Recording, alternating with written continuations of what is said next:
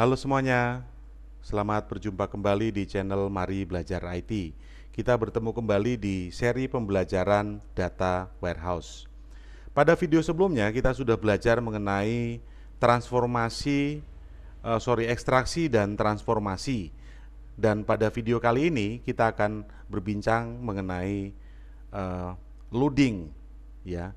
Jadi ada proses yang disingkat sebagai TL dalam proses membangun sebuah data warehouse. Proses ekstraksi dan proses transformasi itu merupakan proses untuk mengekstrak atau menyaring data sehingga kemudian didapatkanlah hasil, dan hasilnya ini kemudian disimpan ke dalam file yang bertipe TXT. Nah, pada proses loading, file dari hasil ekstraksi dan transformasi tadi kemudian akan kita simpan ke dalam data warehouse. Mari kita lihat pada materi yang sebelumnya bahwa untuk mendapatkan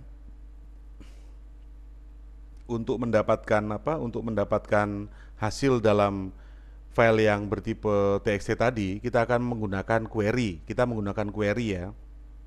Dan query itu kemudian disimpan menggunakan klausa into out file pada sebuah file yang bertipe TXT, sehingga kemudian didapatkanlah sebuah file bertipe TXT yang kalau kita buka modelnya menjadi seperti ini, ya. Ini ada tanda crash. Ini merupakan tanda atau karakter yang kita pergunakan sebagai pembatas antar field, ya. Ini karakter ini bisa kita ganti sesuai dengan selera kita. Namun harus diperhatikan bahwa karakter-karakter itu karakter yang dipergunakan ini sebaiknya merupakan karakter yang mungkin nantinya tidak muncul pada data. Sebagai contoh, alfabet A sampai Z baik huruf besar maupun huruf kecil, dan juga karakter yang berupa angka dari 0 sampai 9. Oke. Pada proses loading sendiri, proses loading itu adalah proses untuk mengambil hasil ekstraksi dari file TXT kemudian disimpan ke dalam data warehouse. Secara umum modelnya seperti ini, ya. Modelnya seperti ini. Load data in file, kemudian kita definisikan file TXT-nya. Into tabel, ini misalnya T fakta 1, ya. T fakta 1 merupakan tabel data warehouse yang mana jumlah fieldnya ini harus sesuai dengan, atau jumlah kolomnya ini harus sesuai dengan jumlah yang sudah kita definisikan pada proses ekstraksi. Sebagai contoh di sini misalnya ada tahun, bulan, ID barang, nama barang, total jumlah, dan total jual dan total jumlah. Jadi terdapat 6 kolom. Maka pada proses load data ini tabel T fakta 1 pun harus memiliki 6 kolom dan tipe datanya sesuai dengan tipe data yang didapatkan dari proses ekstraksi. Dan setiap kolom tadi itu akan dibatasi dengan karakter, misalnya ini karakter string. Ini karakter stringnya saya ganti, ya. Seharusnya bukan berupa string, tapi merupakan karakternya adalah karakter crash. Ini saya kurang teliti di sini, minta maaf. Nah, kemudian pada sintaks load data in file ini juga kita bisa menambahkan klausa lokal. Ini sebagai contoh, load data lokal in file f fakta1.txt, ini misalnya, ya.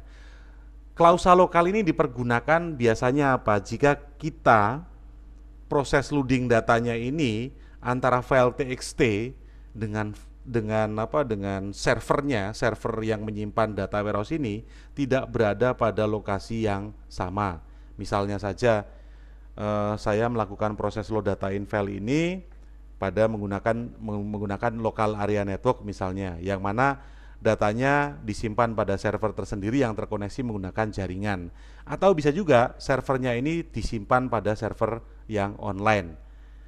Dan ada satu syarat supaya proses ini bisa berjalan, bahwa klien yang akan dipergunakan untuk loading data ini dia harus memiliki permission atau dia sudah disetting, dikonfigurasi di server, sehingga kemudian bisa terkoneksi ke server tersebut dan bisa mengakses datanya.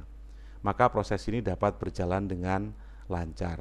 Sebagai catatan bahwa proses load data in file ini dengan menggunakan fitur load data in file ini, kita bisa memindahkan data dalam jumlah ribuan dengan waktu yang sangat singkat. Yang mana kalau ini kita lakukan secara konvensional menggunakan perintah insert, ini bisa membutuhkan waktu yang sangat amat lama. Maka dengan load data in file ini, ketika kita harus kemudian menambahkan atau menyimpan data kepada tabel data warehouse, prosesnya bisa berlangsung dengan sangat cepat. Kira-kira demikian materi untuk proses loading data pada ETL atau ekstraksi, transformasi, dan loading. Kita akan bertemu kembali pada video yang selanjutnya. Sekian dan terima kasih.